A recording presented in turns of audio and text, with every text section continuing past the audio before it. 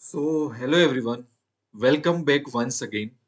Secret of top 1% trading की ये जो सीरीज चल रही है, उसमें हम पहुंच गए हैं पार्ट नंबर 3 में। आज मेरा फोकस इस चीज पे है कि कोई भी स्ट्रेटेजी परफेक्ट नहीं होती है, उसको परफेक्ट बनाना पड़ता है।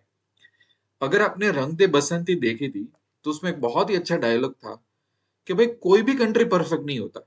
हर कंट्री के कुछ ना कुछ उसके प्रॉब्लम्स रहते हैं, पर हम गिव अप नहीं कर सकते।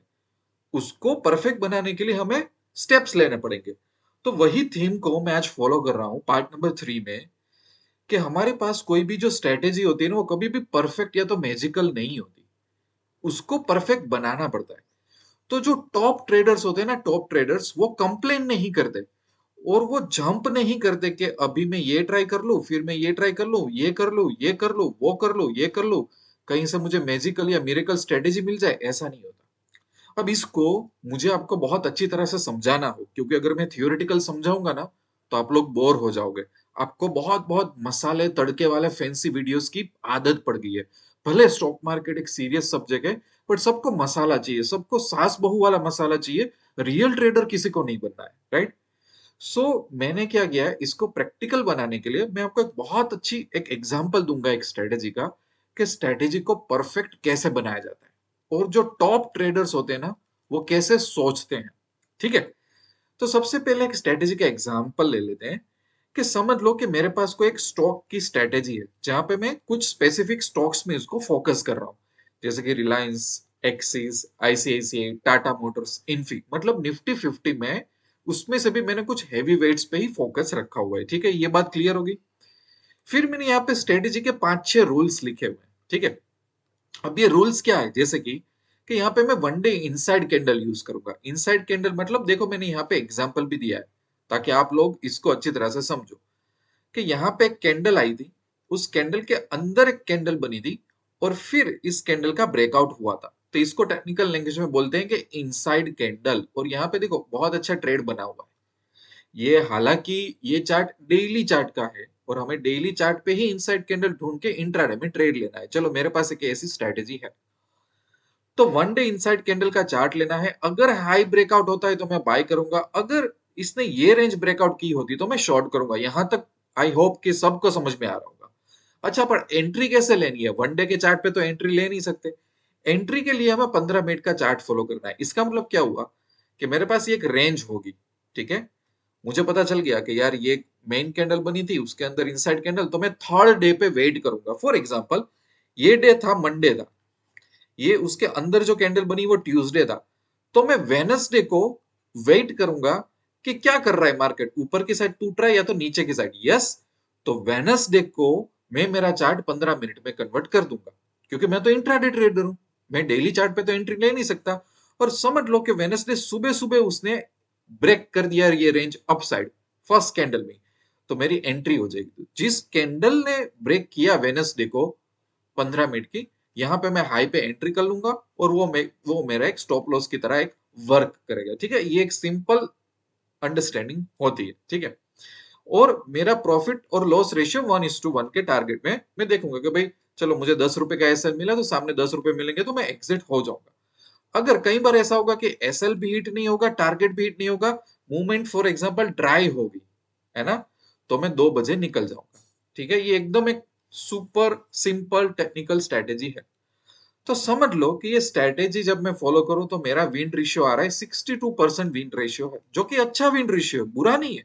इसमें नेट टू नेट तो मैं प्रॉफिट ही करूंगा, मैं लॉस नहीं करूंगा। ना तो मेरी कैपिटल वाइप आउट हो जाएगी। 62% विनिंग रेशियो एक स्टैंडर्ड स्ट्रेटेजी, एक अच्छा रेशियो है। ठीक है?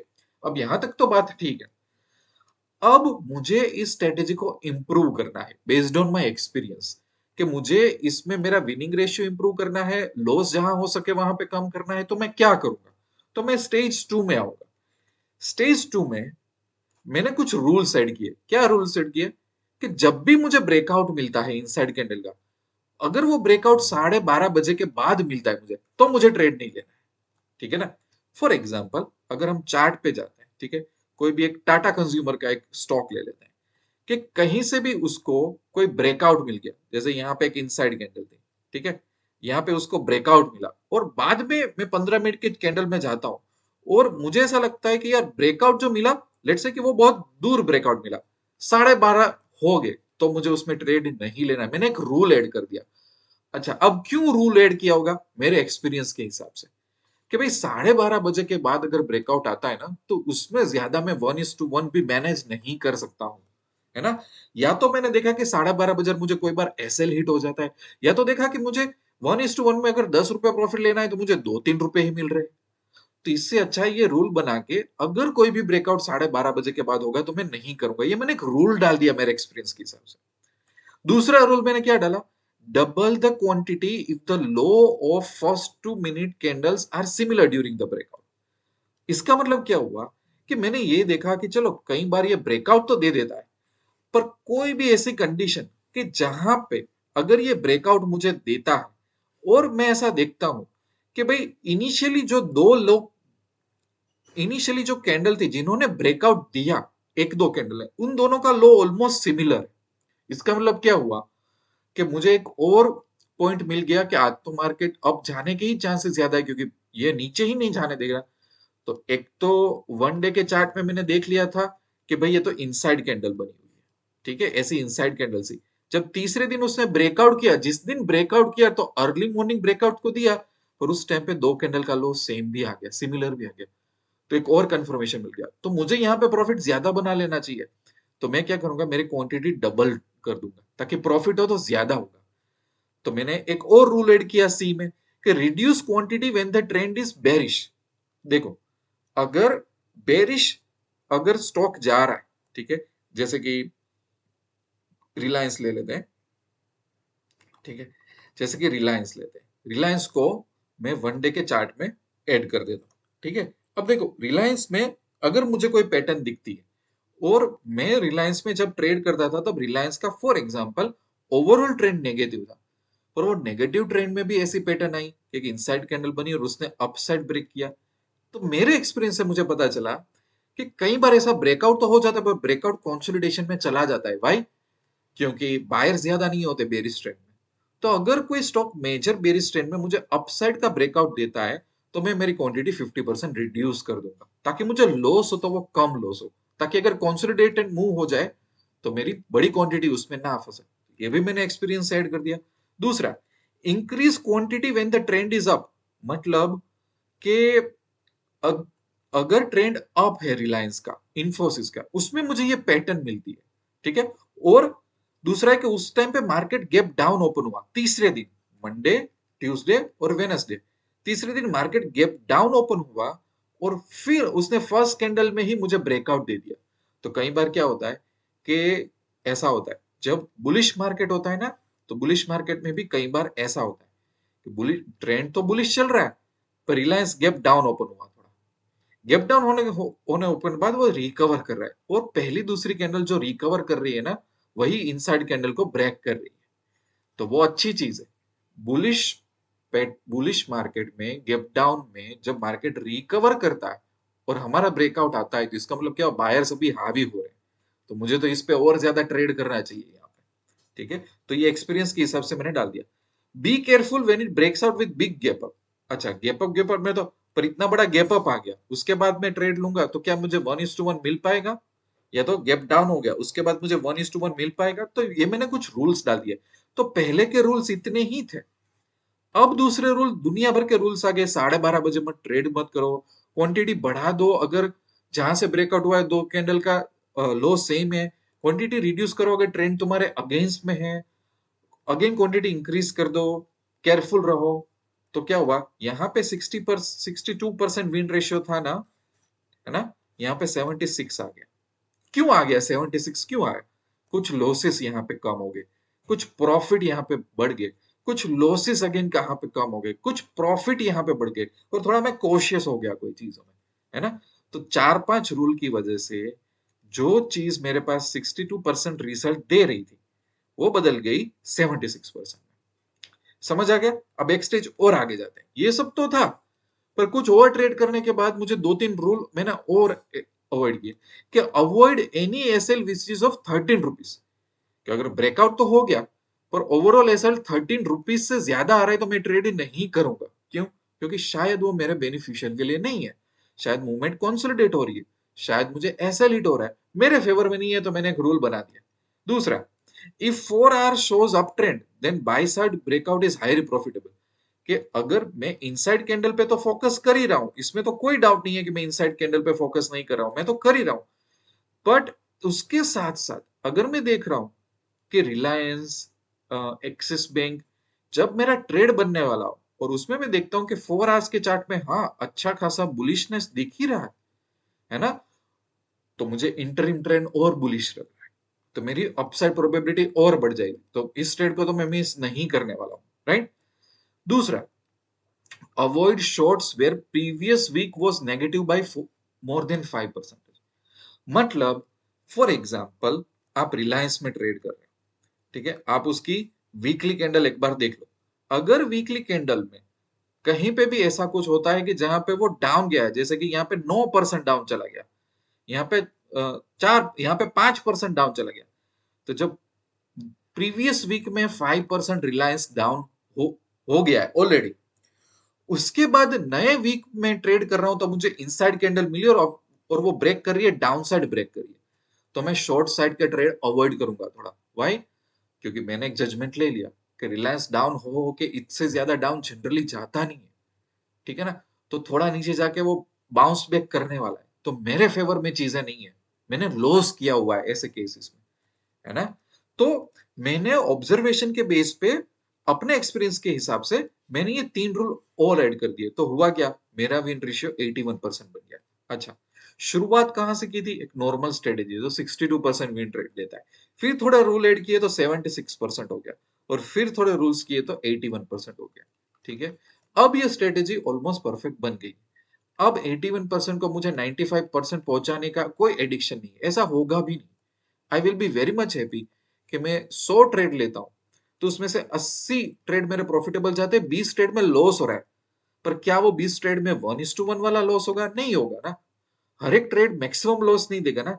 कई बार मैं 2 बजे इसलिए एग्जिट होता हूँ ना कि कई बार मेरा एसएल भी हिट नहीं हो रहा है और टारगेट भी नहीं हिट हो रहा है ना। जैसे कि मेरे पास 10 रुपए का एसएल है, तो शायद मुझे 2 ही रुपए का लॉस हुआ, या तो मुझे 3 रुपए का ही प्रॉफिट हुआ, तो वो 80 ट्रेड में से ये ट्रेड प्रॉफिटेबल है, ये ट्रेड लॉस में है, तो 20 में से शायद जो मैक्सिमम लॉस करवाए होंगे ऐसे 12 ट्रेड हो गए, बाकी 8 ट्रेड में तो छोटा प्रॉफिट और छोटा लॉस होगा, तो हो गई ना ये परफेक्ट स्ट्रेटेजी।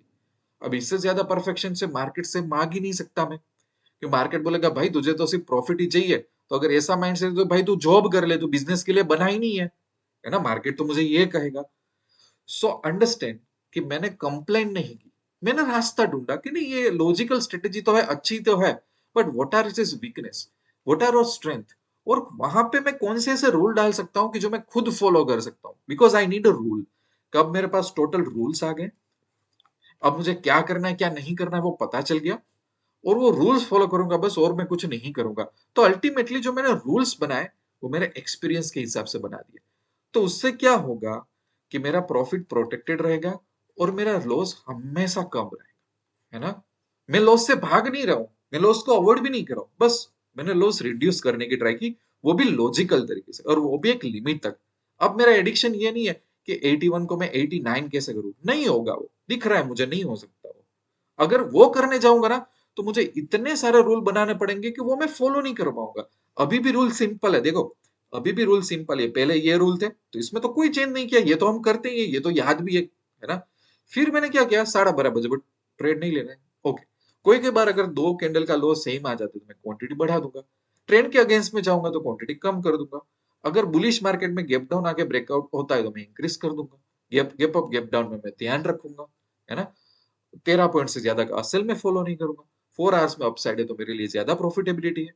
5% अगर किसी वीक में कर दिया है तो उसमें भले डाउन साइड कैंडल आती है, मैं थोड़ा शॉर्ट्स अवॉइड करूंगा, तो इसमें याद रखने की भी जरूरत नहीं है ना। मेरे माइंड में आ गया ये सब ऑब्जर्वेशन कि मुझे क्या करना है, मेरा जजमेंट आ गया, कोई मुझे पूछ लेगा तो मैं उसको बता दूंगा, है ना। मुझे रट्टा मारने की जरूरत नहीं है, राइट।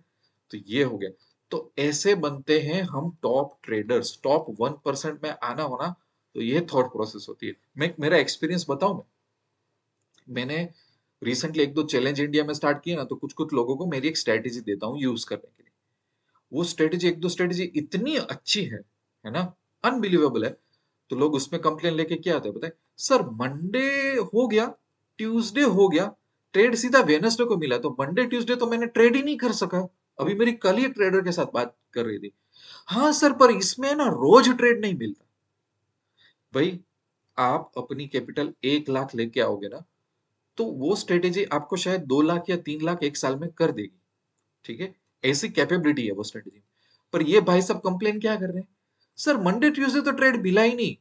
मुझे नहीं लगता इसमें डे टू डे ट्रेड मिलते हैं। मतलब ये भाई साहब क्या है कि अगर महीने में 22 दिन होते हैं ट्रेड करने के लिए, तो 22 दिन उसको ट्रेड ही करना है, और एक एक दो दो बार ट्रेड करना है सेम स्ट्रेटेजी से। तो this people are not made for trading, they are made for job, labour work. है ना, ये बातें कड़वी है पर सुन लो। स्ट्रेटेजी, जैसे कि ये स्ट्रेटेजी में कुछ ट्रिगर रखा है ना, जब ट्रिगर होगा तभी मुझे ट्रेड लेना है ना। तो भले महीने के मुझे 8 ट्रेड मिले, क्या बुरा है। और मेरे पास एक सुलझे हुए ट्रेडर के पास थोड़ी एक स्ट्रेटेजी होगी, मेरे पास कोई दूसरी भी होगी। तो ये एक स्ट्रेटेजी का लेखा जोखा है। तो मुझे सही ट्रेड लेना है भाई, मुझे प्रॉफिट बनाना है। मेरा काम ये नहीं कि ब्रोकर को ही पैसा दूं, एसटीटी को ही पैसा दूं, गवर्नमेंट को ही पैसा दूं। बस मुझे रोज मॉनिटर खोल के 10-10 ट्रेड डाल ही देने। You will never ever become a trader. क्योंकि है ना, मुझे जब ऐसे मैसेज आते हैं तो मुझे पता चल जाता है कि you are not meant to be trader, आप जॉब कर लो। ठीक है ना। दूसरी बात, कोई भी स्ट्रेटेजी को अच्छा बनाया जा सकता है, एज फार एज उस स्ट्रेटेजी में कोई लॉजिक हो ना प्राइस एक्शन का, तो वो अच्छी बन सकती है। It's a matter of time कि उसमें आप क्या करते हो। है ना। और ये मैंने एग्जांपल दी। तो कंप्लेन वाला माइंडसेट छोड़ो, एक स्टैंडर्ड एवरेज स्ट्रेटेजी को एक्सपेरिमेंट कर करके जजमेंट ले लेके उसको अच्छा बना डालो। और अगर 72% 75% रेशियो आ जाता है, इस मोर देन इनफ। उसको 85-90% तक मत पुश करो, क्योंकि आई कैन गारंटी यू कि अगर आप रूल्स फॉलो कर रहे होगे ना, तो अगर आप बोल रहे होगे ना कि सर मेरा तो 30 बार एसएल हिट हुआ, तो 30 बार एसएल में से ये जरूरी नहीं है कि 30 ने आपको टोटली 1:1 वाला ही लॉस दिया। कि भाई जहां पे आप 10 रुपए का एसएल लेके बैठे थे, जहां पे आप 12 रुपए का एसएल लेके बैठे थे, जहां पे आप 14 रुपए का एसएल, तो हर बार हिट किया, ऐसा नहीं होता। गारंटेड कि 30 में से हार्डली 12-14 ट्रेड में 100% एसएल हिट होगा। बाकी में तो बहुत स्मॉल सोल हुआ होगा, 50% एसएल हिट हुआ होगा, 40% एसएल हिट हुआ। जैसे कि 2 रुपए में निकल गए, 3 रुपए में निकल गए, 4 रुपए में निकल गए, 1 रुपए। ऐसा होता है, मैंने ट्रेड्स किया है, ये मेरा एक्सपीरियंस बोल रहा हूँ। एसएल हिट होना 30 लॉजिकल स्ट्रेटेजी में, इसका मतलब ये नहीं होता कि वो 100% एसएल हिट होता है। कई बार 10% एसएल हिट होता है, 20%, 1 रुपए का लॉस, 2 रुपए का लॉस, 4 रुपए का लॉस, 6 रुपए का लॉस, ऐसे भी एसएल्स होते हैं। है ना। So then your average becomes really really good. ये एक तरीका है चीजों को सोचने का। समझ में आ गया पार्ट 3 में, और you might have enjoyed it. दूसरा, कि मैंने इंडिया में रणभूमि चैलेंज स्टार्ट की है, but I am warning you कि अगर आप मुझे मैसेज करो ना, तो सीरियस हो तो ही मैसेज करना, वरना दुनिया भर के टेलीग्राम चैनल से प्लीज आप वहां पे चले जाओ। मेरा कोचिंग का व्यू पॉइंट होता है, मैं किसी ऐसे ट्रेडर के साथ काम करना नहीं चाहता जिसको आज 1 लाख डालने और 10 लाख ले लेने हैं, और जिसको हर रोज ट्रेड करना है। ठीक है। तो आप मुझे टेलीग्राम कर सकते हो, अपना नाम बताओ, अपना सिटी बताओ, आपकी अप्रोक्स कैपिटल कितनी है, आपका एक्सपीरियंस कितना है, आप ज्यादा किस तरफ हो, option buying, intraday stocks, expiry या तो हेजिंग। उस हिसाब से मैं आपकी मेरी खुद की पर्सनल स्ट्रेटेजी दूंगा, और वो स्ट्रेटेजी होती है, कोई मैजिक नहीं होता है ना। वो स्ट्रेटेजी मेरा समझाने का तरीका अगर अच्छा लगे, पता चलेगा अच्छा किस तरह से काम होता है लाइफ में, कॉन्फिडेंस आए, उसमें ट्रेड्स भी लो आप। उसके बाद मेरे 2 वर्कशॉप है, जिनका अच्छी कैपिटल और जो हेजिंग करना चाहते हैं, तो आप हेजिंग वर्कशॉप्स में आ जाओ। उसका टेलीग्राम ग्रुप भी है, उसमें भी आ जाओ। और जिनकी कम कैपिटल है उनके लिए मंथली इनकम है वर्कशॉप है। इन सब में मैं मेरी खुद की स्ट्रेटेजीज में सिखाता हूँ, और इन दोनों का टेलीग्राम ग्रुप है, ताकि ट्रेडर मेरे साथ लॉन्ग टर्म कनेक्ट रहे। There is no such thing is के मैंने कुछ स्ट्रेटेजी सिखा दी और आपका बेड़ा पार हो गया। It takes time. है ना। तो हर एक चीज पे मेरा फोकस रहता है, इसीलिए मैं हर ट्रेडर के साथ काम नहीं करता। है ना। मैं स्पेसिफिक, मुझे पता चलता है इसका माइंड सही है तो ही मैं उसको वर्कशॉप में लेता हूँ, वरना नहीं लेता। और मुझे आप कांटेक्ट कर सकते हो यहाँ से। पैसा तो बनेगा की साइट में हर एक जगह पे टेलीग्राम का बटन दिया है। चलो वीडियो यहीं पे एंड करता हूँ। I wish you lots of love and happiness.